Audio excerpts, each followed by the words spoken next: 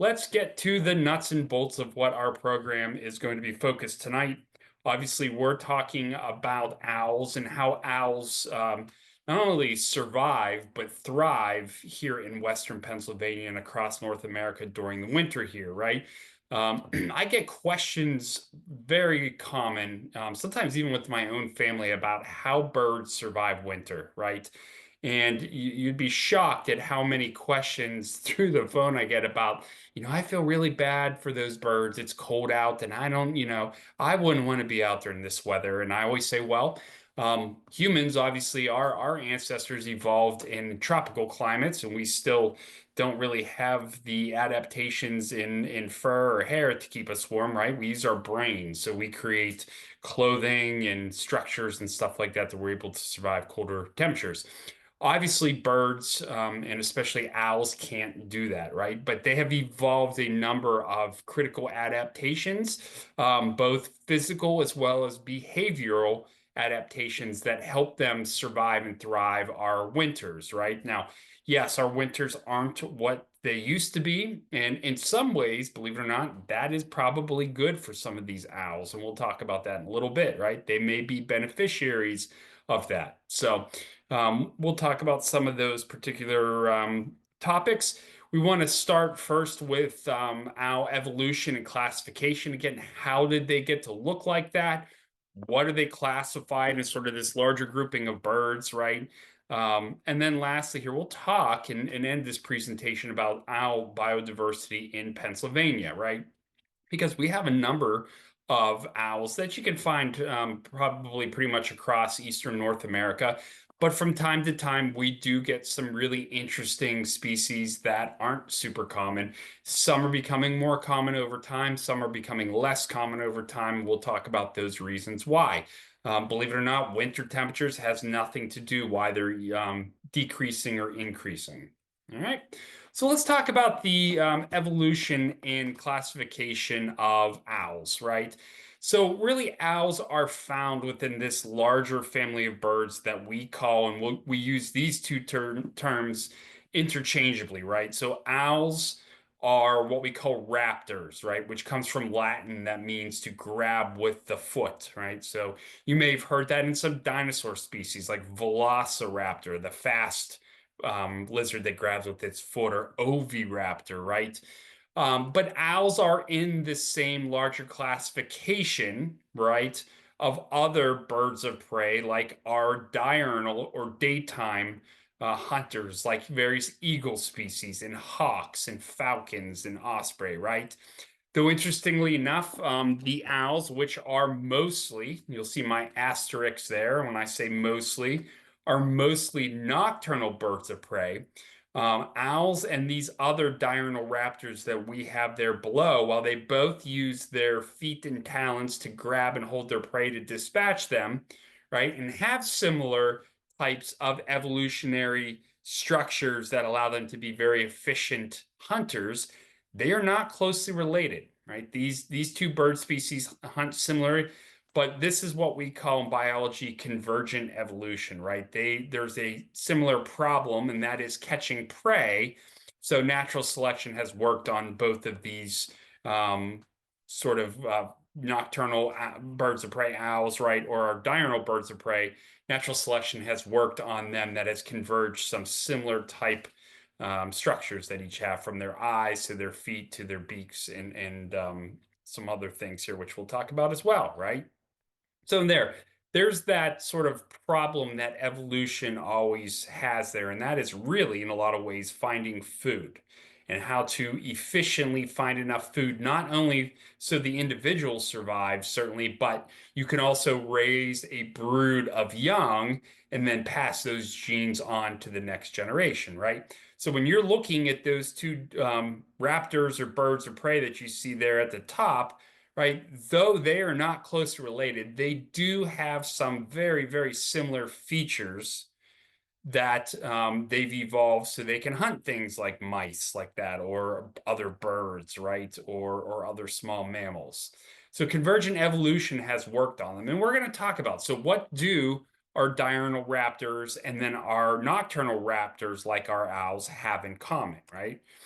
Well, before we get into owls again, being maybe common ancestors to nightjars, our diurnal birds of prey all have feet and talons that they use to grab their prey. Again, whether that's a red-tailed hawk that is going after a squirrel or a small mammal, right? Or a bald eagle that's going after fish or potentially ducks, right?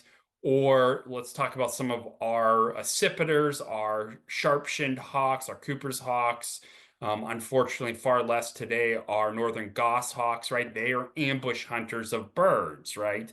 Now, owls can hunt, and it depends on particularly on the species, right? They can hunt small mammals, middle-sized mammals in the case of great horned owls, or other birds, right? Some of them are generalists like great horned owls. Some of them, like our eastern screech owls and our northern saw-whet owls, eat a large number of insects, right? So there's a lot of um, prey type behaviors and structures, not just their feet, but their beaks, right? Birds of prey do not have teeth, right? So they will use those beaks to rip and tear at flesh or to swallow whole. I always make the joke with my kids, I would say, hey, I know you're hungry, but stop and chew that food. You're not a bird of prey. I don't want to see you gulping down that food, right? You have teeth for a reason. So those are some things that birds of prey in general have. Also, the last one that I missed is incredible eyesight at a distance, right? Almost binocular type vision that they can see their prey far, far away, even though owls and our diurnal raptors are not close evolutionary cousins. So, who are the owl's close evolutionary cousins? Well, there is some interesting conjecture, right? Though it's not proven, and there's been some recent doubting of this, but we think it's possible, looking at some of the DNA and some of the other evidence of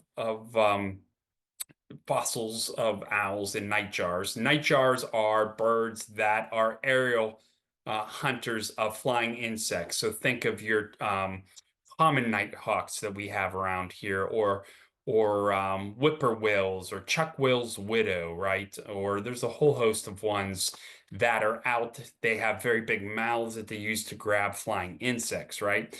While we know owls mostly don't do that, right, with a few exceptions, they hunt mainly ground-dwelling prey, but there may be a evolutionary sort of common ancestor that goes back in time. And I think this stuff is kind of fascinating because the more you dive into a lot of these various bird species that we used to think were closely related, we actually find out that they're not, right? Falcons used to be in the hawk family. They were very closely related, so they thought other hawks. But in reality, falcons are not closely related to hawks or eagles or other birds of prey. They're actually more closely related to parrots, right? So DNA, I think, is a really fascinating way to kind of peel back the eons of time of evolution and kind of look at where these different birds came from. So, but as you'll see with both plumages here, with that nightjar there on the right and then the great horned owl on the left, their ability to camouflage themselves during the daytime is also incredibly important, right? So let's look specifically now at owls. What are some of owls' adaptations that will lead them to be actually really great survivors and actually thriving during the winter months, right? So we're going to look at some of the physical aspects of owl adaptations that help them throughout the year, but specifically in winter, and then some of their behavioral adaptations as well that we find owls using um, in the winter months. I just got someone in chat that says they cannot see my slides here. Is everybody else able to see my slides? Just gonna double check here. Can you see my slides? Give me. Yep. You can see them. Okay, good. Sounds like everybody can. I'm not quite sure. You may have to log out and log back in. If you can't, I am recording this program, so you'll be able to watch it here at a future date. So, but everybody else can see it here. So, okay, moving along, right? So, as I mentioned, right, the physical aspects that owls have to help them survive in winter, but there's also some really fascinating behavioral adaptations that owls have that at first seem really strange when you think about it, but then actually the more you ponder, you go, you know what, that does make sense. And that's especially true of this particular owl that you see here, the great horned owl, which we'll talk more in depth. But this is, to sort of give you a little tease here, the earliest breeding bird in Western Pennsylvania. In fact, right now, and has been for the last month or so, there's been a lot of courtship going on. So between males and females in the great horned family here, love is in the air, right? Maybe this is their Valentine's month rather than the holiday season that we celebrate. But these birds will start actually laying eggs and having young here relatively soon, right? Which seems odd that a bird would want to lay its eggs and raise its young in the depths of winter, in the coldest winter months here. But I want you to think about that as we're going through here. Why would that be? Why would an owl want to lay its eggs in January in Western Pennsylvania? And the more you think about it, you may think that there are some hints on how owls behaviorally hunt, right? When do they hunt, right? And what is there more of in winter than there is in summer that may lead you to come up with this answer, which I will tell you here in a little bit. Okay. So let's take a look at these adaptations here. Let's look at some of the physical ones first, right? So we're going to talk specifically about owls' incredible vision. Of course, owls are mostly, with a couple exceptions that we'll talk about here, nocturnal birds of prey. So they are out in low lighting conditions, right? So either it's dark, usually it's not pitch black dark. There's always usually some ambient light, whether that is from human sources like street lights or house lights or cars, right? But in the natural world, there is often ambient light from things like the moon, right? And if you ever have been outside after a fresh snow and at nighttime in winter and the moon's out, you can see it be quite bright with that light reflecting off of the snow, right? Of course, stars can also add to some of that ambient light as well. Reflections off of water and ice and snow and other things can add to that as well. So we'll talk about those adaptations in their vision, which they have fantastic. But really, the biggest adaptation that they have that make them thrive in winter is their hearing.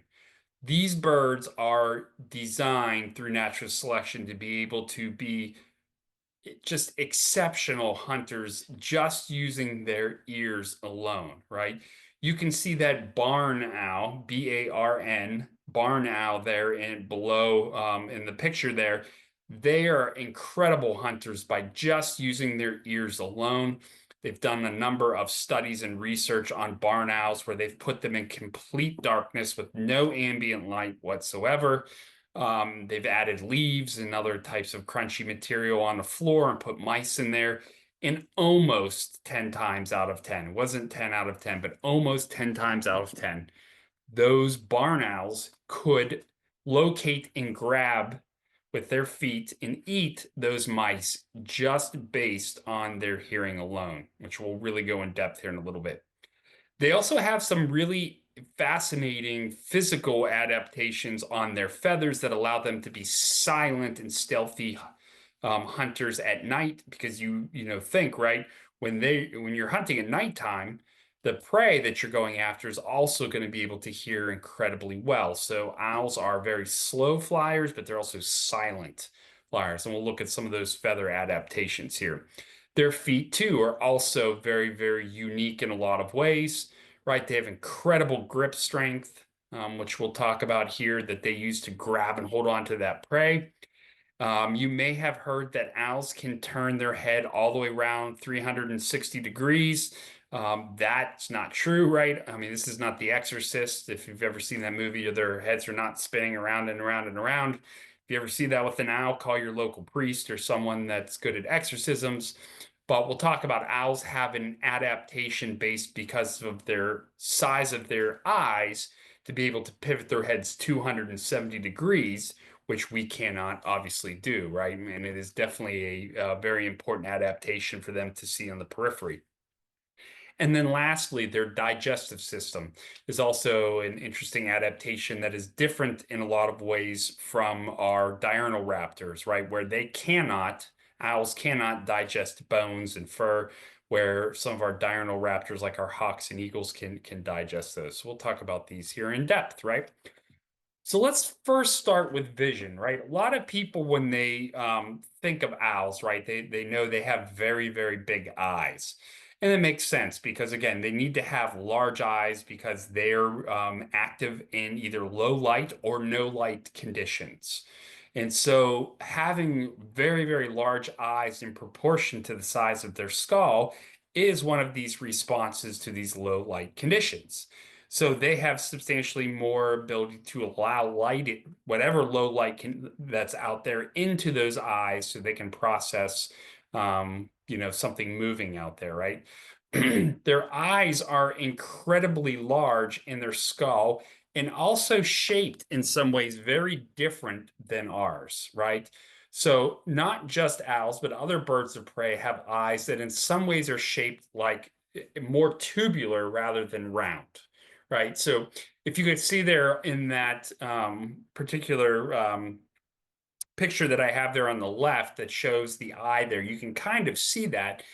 And one of the secrets to their ability to see very well at distance, right, is a type of bone called a sclerotic ring or scleral bone. And what that does is the eyeball sits inside that sclerotic ring. And when that owl wants to see at a distance, it's able to tighten the muscles around that sclerotic ring that will then squeeze their lenses in their eyes that are give them almost like binocular type vision. So think about this, right? When you're using a binoculars or you're using a telescope, when you want to see at a distance, right? Think of a telescope, you're going to pull it out, right? If you want to see further away, what's that doing is that's extending the lenses or bending the lenses in a lot of ways, very similar to what you see here. Now, their eyes are not, this is not a cartoon, right? They're not bulging out of their head, but just that tightening and bending of that lens allows them to see substantially farther away at a distance than you and I can, right? But evolution is always a trade-off, right? So since their eyes are so big and shaped the way they are, they do not have muscles in their eyes to allow them to look to the right or left or up and down, right? So don't make yourself car sick, but if you are listening to me now, you could take your eyes and if you want to see on your right periphery, right, you could bend your eyes with your muscles to look to that side, and then I can look to my left and up and down, right?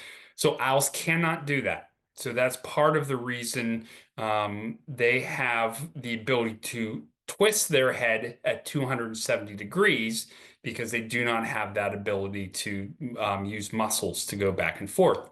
You may have also heard that owls are often, considered very wise or very smart for birds, often because they have that very big face and those big eyes. And to be honest, they're not super intelligent birds, right? They do what nature has designed them to do very well, and that's hunt, and also obviously reproduce and take care of their young. But they are not birds that we consider quite intelligent. That would be your corvids, like your ravens, crows, and blue jays and magpies, right? Or your parrots and various parrot species like gray parrots are much, much smarter, right?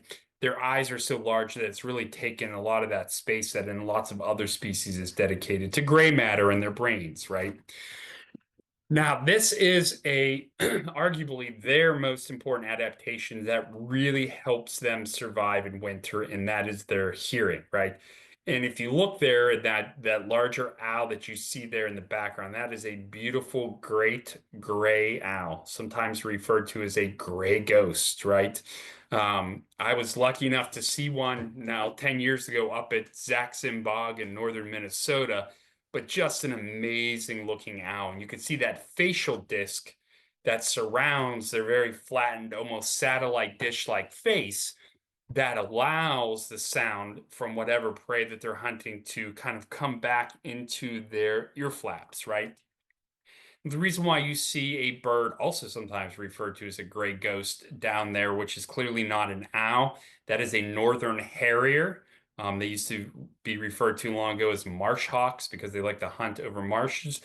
But northern harriers are one of the few diurnal hawks that also have somewhat facial flattening that allows sound to go into their ears as well. And they too will hunt very slowly over the fields, right? But great gray owls and other owls also have what's called asymmetrical hearing, right?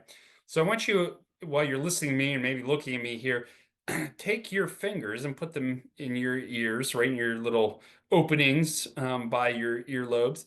And you could draw a line straight from your ears, and they should come right either under your nose or just touching your nose, right? So us, like most mammals and other bird species, we have more symmetrical hearing. So it's in a straight line.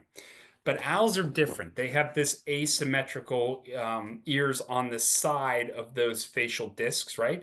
And what's interesting is one is actually up higher and the other is down lower, right? And what that does, it does a number of different things for them. One, that actually will allow them to, in some ways, pinpoint just using their ears where their particular prey is in front of them. So it's almost, for lack of a better way of describing this, like stereoscopic hearing. So they're able to somehow picture just using their ears where this particular prey animal is and give them a good idea of where that is, right? And so that's incredibly important in winter when you've got, cold weather and snow on the ground. And it's really fascinating because they've done a lot of studies, particularly on great gray owls and some other owl species like great horned and others that are in areas that have a lot of snow. And what's, I think, really, really interesting is these owls can hear voles, which are little kind of fat field mice, right? Or mice traveling through the tunnels underneath snow, sometimes over a foot deep, right? They can hear them going through there. And there's been recent studies that show that these birds can hear the heartbeats of mice or voles inside the snow, often at 20 yards or even more, right? Just by using their ears as they are waiting for their prey. Now, one of the things that's interesting you see here, this is a time-lapse series of an owl that hears a vole in snow that is 18 inches here. And voles make tunnels underneath the snow. It's little safety paths, right, that they run very quickly from to and fro. And then as they're eating roots, and I have apple trees, that's why you put little plastic spirally things on there, because voles and rabbits will eat that bark in winter. But one of the things that the snow does is it actually throws off the actual location of where that mouse or vole is. So it's a distortion in the snow, right?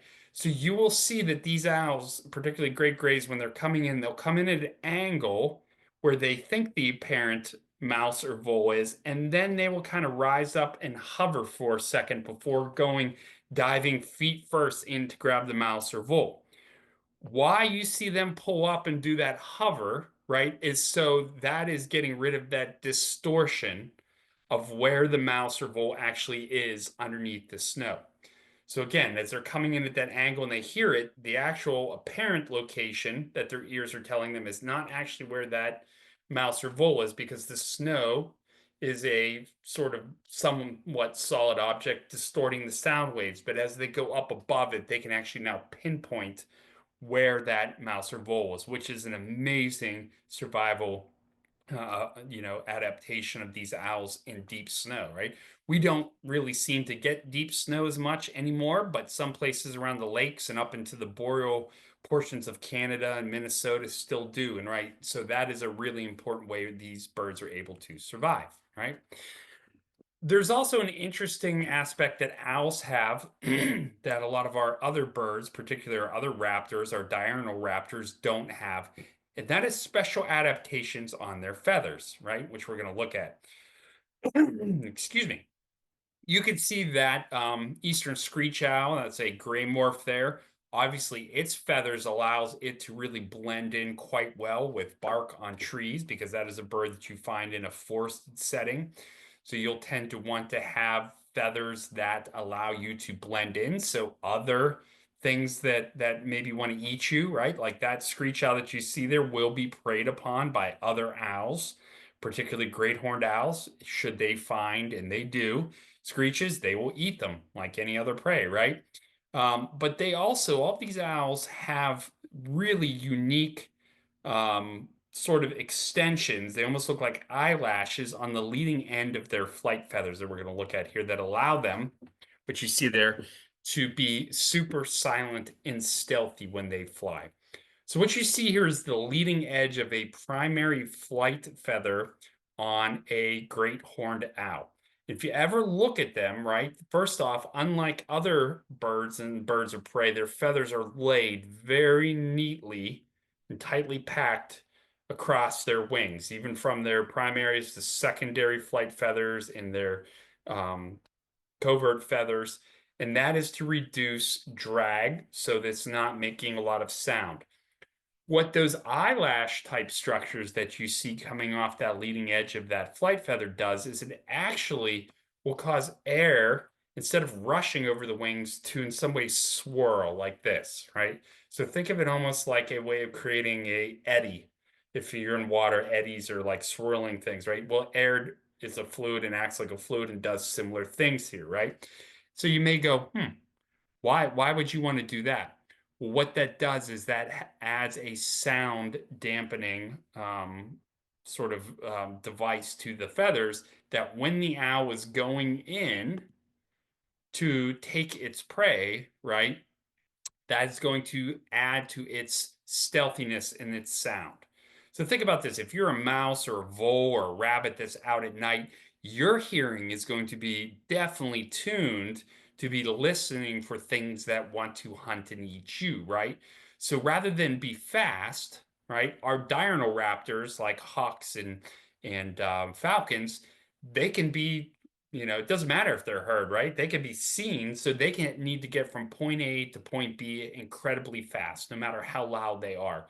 And boy, when a peregrine tears through the air, it makes some serious sound. Doesn't matter. By the time that animal hears them, that thing is from point A to point B. Nighttime hunting for these owls is very different. They need to be very slow, but very silent, stealthy hunters. And that's what these feathers help them do. You can see these combs, right? You can see the great horned owl up there. It's really, really even more pronounced on great gray owls, but great horns have these little combs there too. You can see also coming out on the back end of those feathers, right? And it's interesting that there's a lot of questions that did these owls evolve this for mouse ears, right? So do they have this sound dampening on them so the prey, like mice or voles or rabbits, can't hear them? And that's what we thought for a long time. But there's another potential thing that could also be a reason why they fly slow and very silent, right?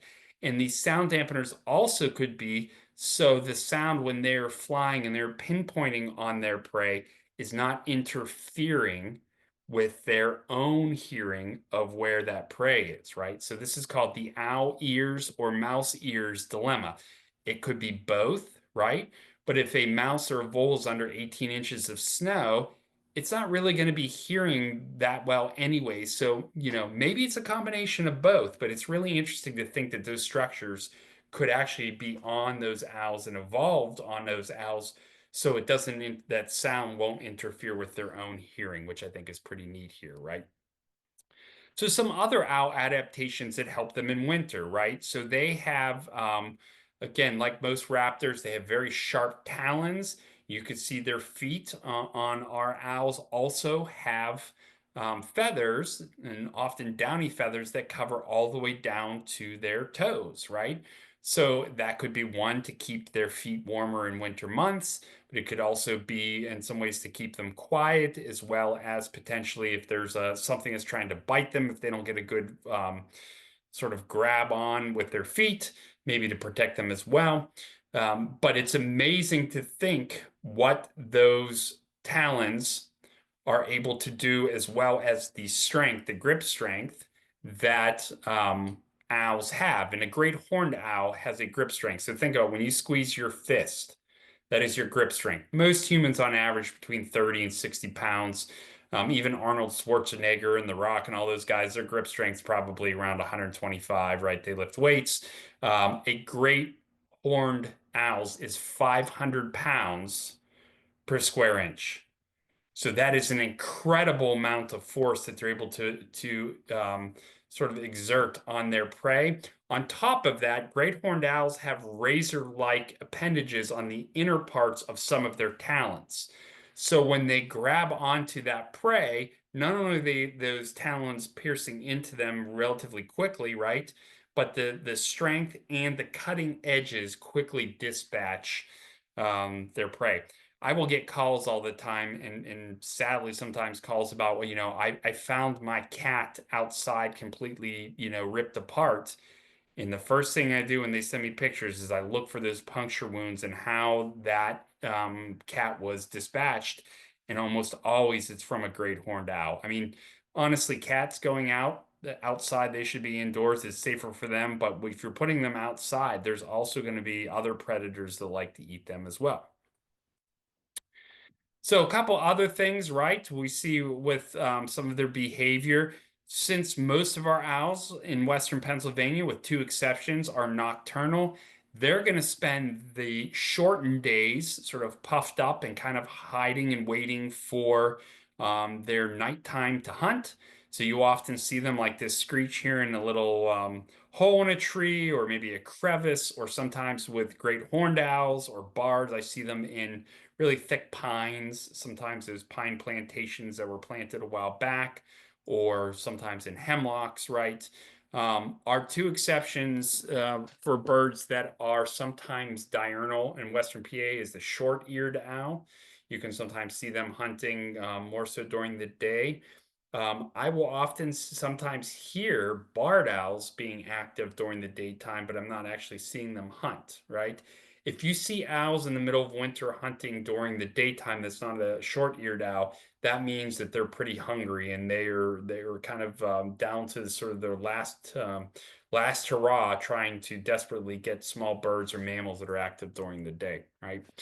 You'll sometimes see owls. If you ever notice, I often see this with burrowing owls, which we don't have around here in Western PA, but they are also diurnal. But you'll see them turning their head, trying to get a better 3D image of what they're looking at there, right? Which again shows that flexibility in their spine. We have 7 vertebrae in the back of our necks. Owls have 14, so that gives them much greater ability to pivot their necks without harming their spinal cord, right? Which we obviously don't want to do. Some other owl behaviors. This is a beautiful long-eared owl. I think just a really good looking bird, regardless of what species it is. It is a very rare visitor to Western Pennsylvania. It's probably here often more so in winter. But what you see this owl doing here, this is called mantling. So owls will do mantling. Other birds of prey, including our diurnal hawks, will often do mantling as well. But if they have a prey item that they have just caught and there's another owl or other species around that maybe wants to steal it, you'll see them do what you see this long-eared owl doing, mantling or hovering over its prey, and also making it look, this bird making it look larger and more imposing and intimidating to something that would potentially want to harm it or steal it. Sometimes owls do this, and I've seen great horned owls do this when they're being mobbed by crows, because crows will often work together to drive owls out of a territory, because some of these owls, especially great horned owls, will eat crows and blue jays and ravens and a whole host of other birds that we'll talk about here in a second, right? So owl digestion, right? So owls have two stomachs. Again, depending on what they're eating, like this great horned deer eating some weasel, they have the ability to either swallow it whole, which they prefer, or they will rip chunks out and pull chunks out with those beaks there, right? As I've mentioned, they don't have the ability to digest the bones or the fur. So you often, one of the ways in winter that I find when there are owls around or where the roosts are, is you will see owl pellets sometimes sort of disgorged from or regurgitated from them on the grounds underneath trees here, right? So it allows them to sort of, one of them to digest all of the fats and the proteins, and the other one, sort of like a gizzard almost, will squeeze out all the rest of the stuff and then regurgitate that pellet, right? So let's talk about winter here. As I mentioned, a lot of people are often, surprised or concerned how birds are able to survive cold temperatures. And what you see here is this is sort of a general thing that I use. And when you're thinking about birds, not just owls, but birds in general, right? So let's think about our diurnal raptors and our other passerines or perching birds, right? So they not only have to find food, right, but they have to now deal with cold temperatures. And if you're a diurnal bird, right, you now have shorter days for foraging. So, unlike in June, right? So this weekend we'll have the shortest day of the year. It'll be the winter solstice. Unlike June and the summer solstice, we're down 4+ hours, right? Further north you go, it can be almost some places where there are owls, you have 24 hours of darkness, right? Um, but for these particular species, right, of our diurnal birds, they have shorter days. They have much longer nights where they're not eating, so they have a forced fast through long nights. And depending on the species of bird and what time of year and winter it is, there's a relative scarcity of food. So how do birds respond to these conditions, right? Well, they all have different adaptations. But let's think about owls here for a second, right? Certainly they have to deal with colder temperatures. And some owls, right, like snowy owls and great gray owls, they're living in areas that can drop to below minus 60 degrees Fahrenheit, right? For owls, short days for foraging doesn't matter. In fact, if anything, it's better because now they have more darkness in which to actually hunt and go after prey, right? Because they are nocturnal hunters. So in some ways, January is better time to be able to hunt for animals that are out because you've got longer hours in which to hunt, right? Their force fast is actually shorter, right? Because they're sleeping during the day and they're up during nights. Relative scarcity of food doesn't really change as much for owls as maybe it does. Now, again, every year can be different based on conditions that year, right? You could have had a really bad year for voles and they're on their low cycle of reproducing because a lot of our rodents go through up and down cycles naturally of either being very abundant or being relatively scarce. But a good portion of our owls are generalists, so they don't need to just rely on voles, right? They can then switch to eating birds or rabbits or other mammals that are out during winter, right? And I want you to think when I was talking about great horned owls, why they start to breed in January, right? Well, again, think about it. They have more hours of darkness in which to hunt. So having their young in January now gives them more time to be able to find food and provide for them when they're hatched. And then you get the warmer spring months, summer months, because young great horned owls hang around their parents for almost a year. Now you've got a longer time in which to help raise them, right? So what are some other physical adjustments that owls do? Well, and other birds do this as well, but it depends on species, right? Their plumage can generally get thicker in winter. Um, Primarily it's not as much as maybe people would think, right? It's not like bears or dogs or horses growing thicker fur over winter. Really down is really the key feather that probably is the oldest feathers that birds have that go back to dinosaurs, right? But there's not really great seasonal differences as much as you may think. You could have humongous, substantial temperature differentials outside from just where the feathers are to their actual skin, right? They've done a lot of studies. That's why I have black-capped chickadees on there. And birds, including owls, have higher they have higher body temperatures than we do. Their metabolism is also higher, so you can have huge, sometimes in Fahrenheit, 100-degree swings from the temperature at their skin to the outside air temperature, right? But it's really the feathers and the down that help them. Some birds, right, like locally here, our grouse, they can form insular layers of fat, but our owls don't really do that. Most of the fat that they're storing from their food is going in their furcular or their abdominal regions. Furcular is like in your chest area, right? Um, some small, again, ground birds store more fat in winter. And yes, our owls, particularly great horned, will go after grouse or sometimes even turkeys, right? And eat some of that stuff, right? They serve more so as fuel and don't really contribute as much to insulation like a lot of other species do. And owls do this as well as other birds. People go, well, okay, yeah, it's so cold, right? So how are they able to, they're such small creatures compared to us. How are they able to preserve that heat? Well, again, feathers, particularly down feathers, are just some of the best insulating type of material I think nature's ever designed, right? And what you can see here is the thermal image, not of an owl, but of a bird in cold weather that shows most of its body has the cooler um, blues and greens on it. That means it's not really losing a whole lot of heat. But notice its mouth there, right? So you could see its mouth is where a lot of its heat loss is. So you will see birds often in very cold weather, or if they're sleeping at night, which owls aren't, tucking their beaks underneath their wings to stay warm.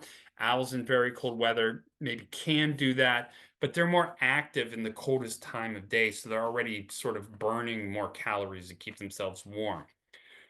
So let's get into the nitty gritty here of our owls in Pennsylvania that you're going to find here in winter. Again, it varies on some of these species from year to year on their abundance here.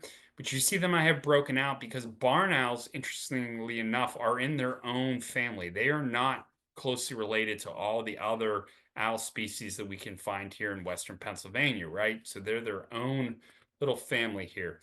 So we'll talk about the common ones first. You can see the great horned, the eastern screech, and the barred owls are more common species that you can find.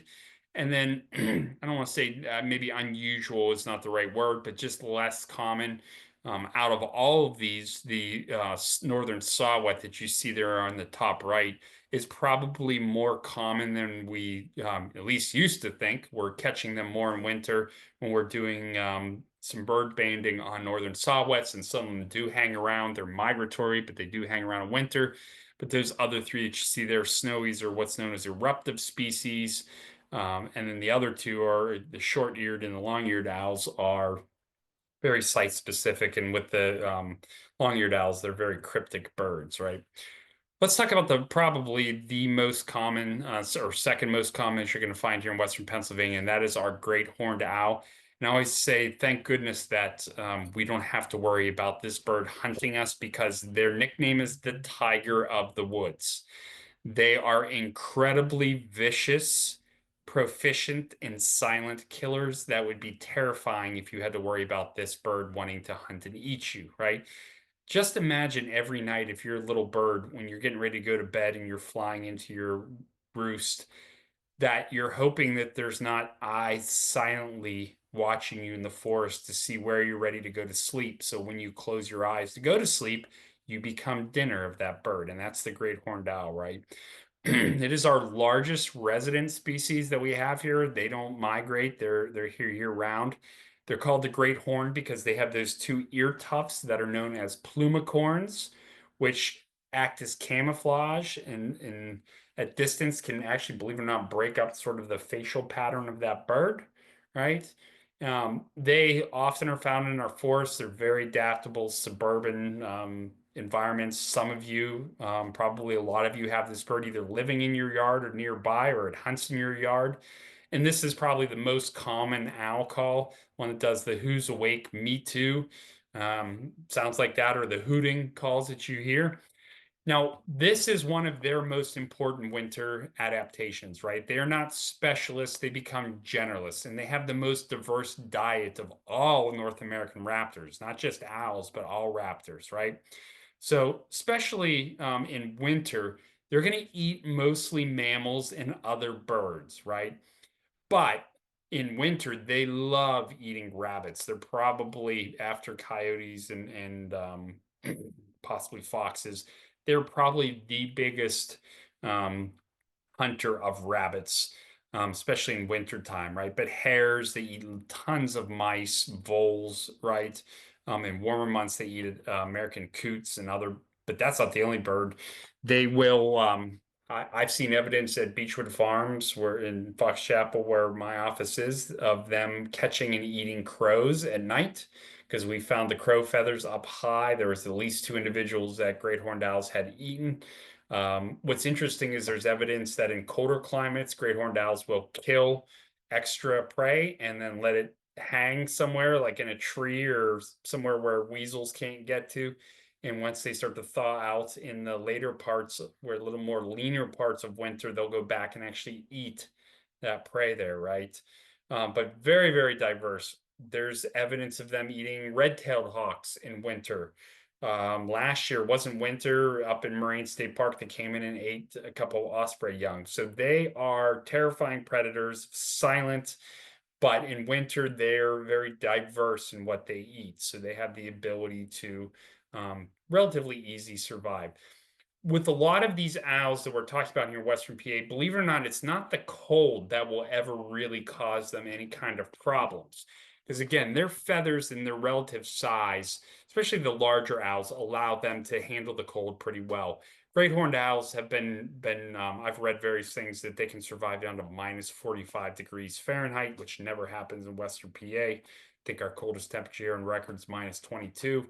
Um, but having a diverse diet also helps you survive. So if one thing's not abundant this year, you have other things to eat as well. As I mentioned earlier, they are our earliest breeding bird in Pennsylvania. So if you're starting to already get sick of winter and looking for when those birds, start having their babies as a sign of spring, well, you're in luck because they start laying their eggs here pretty soon. So usually late January in Western PA, we start to see our great horned owls lay eggs. And as I mentioned, right, they have more hours in winter to hunt nocturnally, so mammals like voles and rabbits. So in winter, one of their adaptations, and you see this also with the screeches, barred, I'm not quite as sure, but you'll see them hunt really, really actively from about 9 p.m. to a little after midnight. They'll take a little bit of a break and then start like around 4 a.m. to dusk as well. And that's really tracking because that's when most of their prey are more active. It's not like they're tired and lazy at that time. They're following the biorhythms of their prey. Usually in winter, they'll adopt a nest that was built by another species, often red-tailed hawks, or I've seen them in great blue heron nests, right? They use cavities in live trees, dead snags, deserted buildings, cliff edges, human-made platforms, right? They're pretty well adapted. This is a vole, right? So voles are little fatter rodents than mice, sometimes called field mice, that they are still active and still can have babies in wintertime, voles do. They're the ones that make these things in snow. So maybe you've seen this in your yard and thought maybe it was a mole. These little tunnels and trackways, these are voles. This is what voles do in the snow for safety. They create these little underground subterranean tunnels where they're eating plant material and roots and other things like that. This is what our owls are then using their hearing to hear them running through those tracks, right?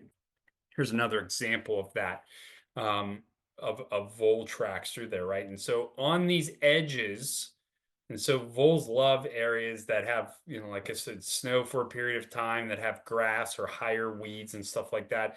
That's where you're going to find a lot of these owls sitting and waiting during the daytime, and then at night hunting in these particular open areas along edges.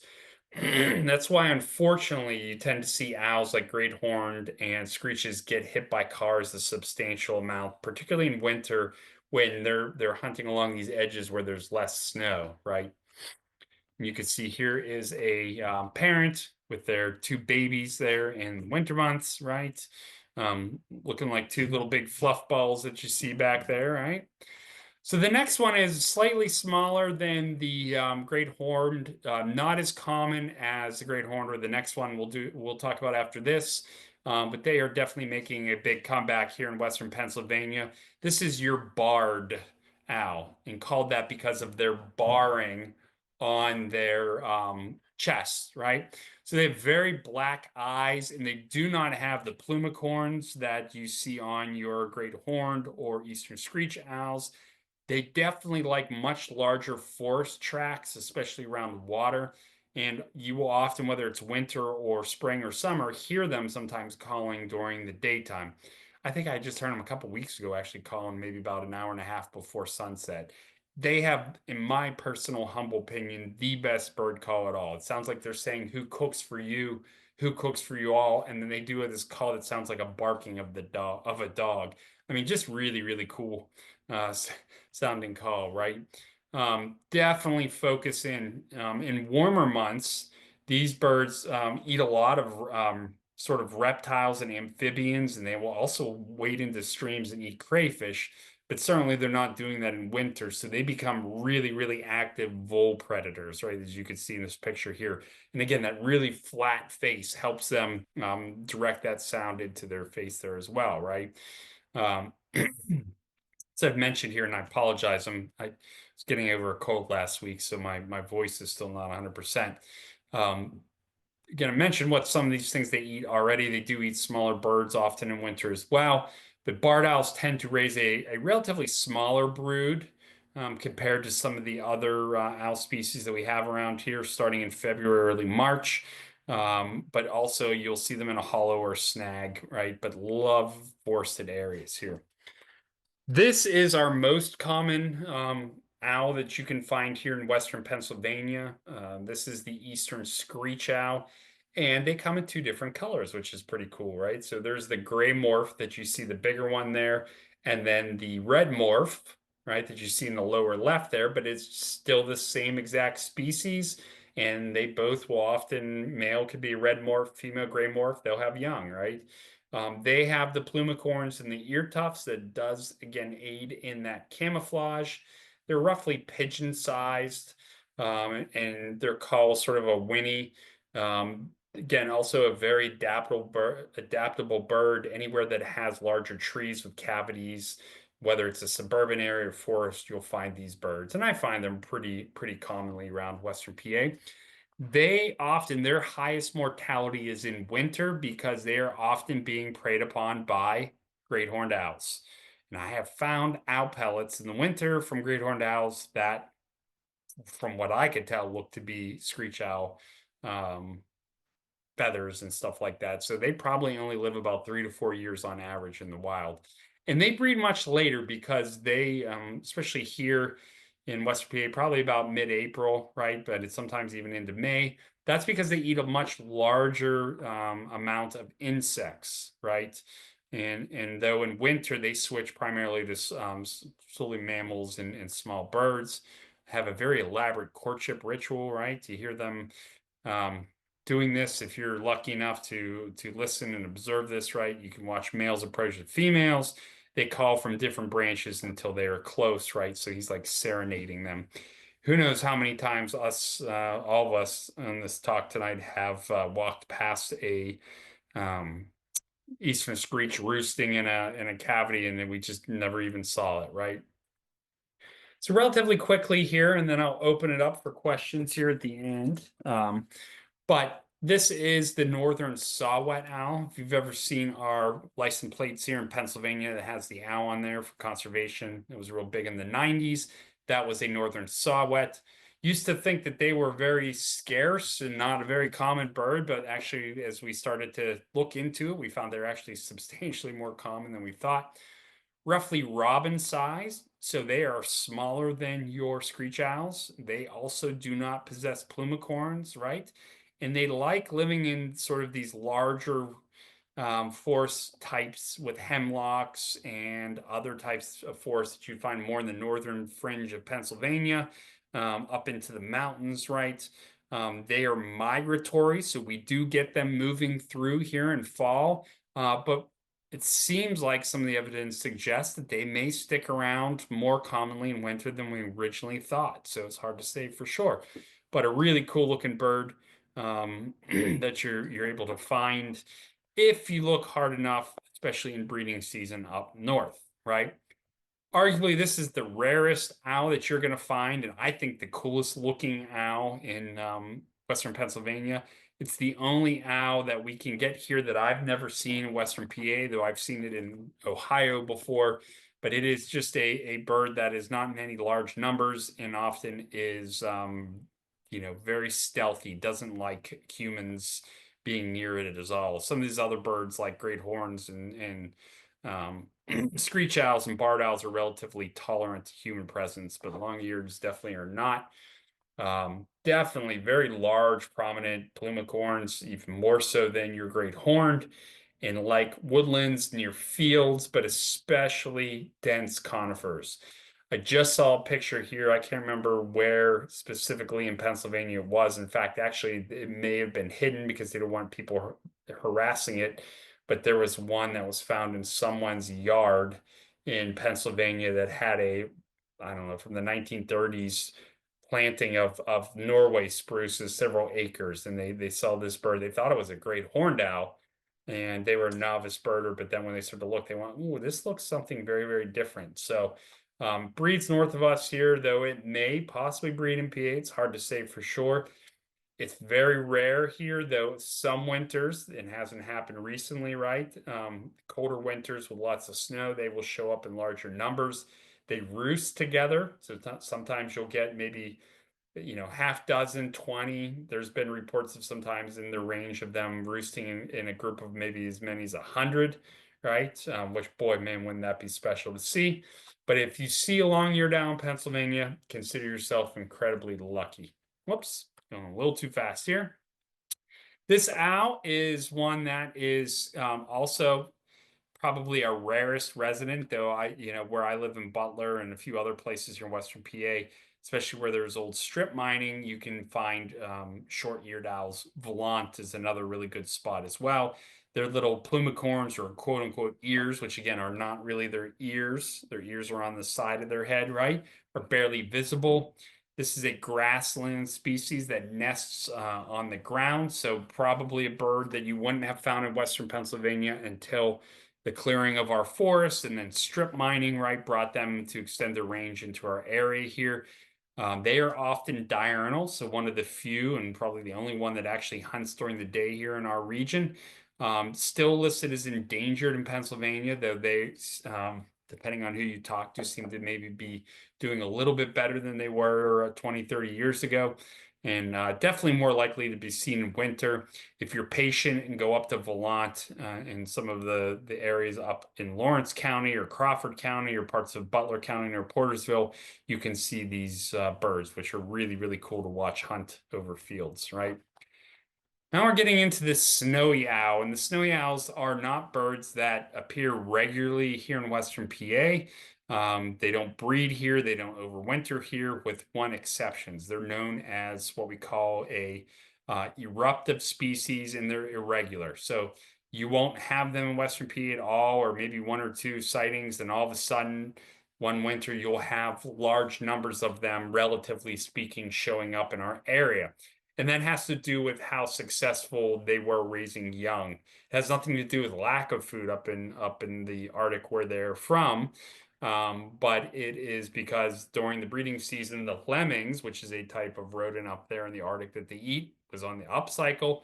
So snowy parents have lots of young to take advantage of that, right? So it's been about 10 years since we've had an eruptive episode of them, and there have been some showing up in Western Pennsylvania, up near Erie, and a few other spots up north this winter. So if you want to see a snowy owl, so go on eBird and find where they're being reported up near Prescow, and good luck, right? Because it's cool to see, but always be respectful of these birds because again, you don't want to harass them to the point where you're making them sick, right?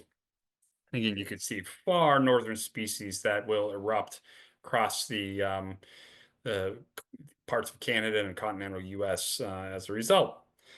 So, what did Hedwig from Harry Potter and Lassie have in common? Well, both were supposed to be girls in the books and movies, but you can see there both Hedwig in that picture there. That's a male snowy owl, and Lassie was actually a boy. So I hate to tell you this, and I hate that you're learning this on here, but Hollywood sometimes lies to you about these things, right? I know it's shocking, but they do that with bald eagles all the time. They will play the red-tailed hawk call because bald eagles sound like a sick seagull. So that happens here, right?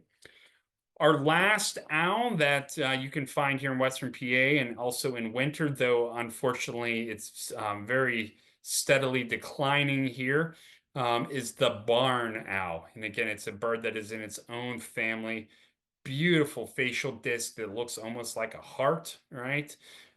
Just a really cool bird. I like all birds, but I have some of my favorites, and this is one of my favorites, just how cool they look, right? So completely white on their undersides.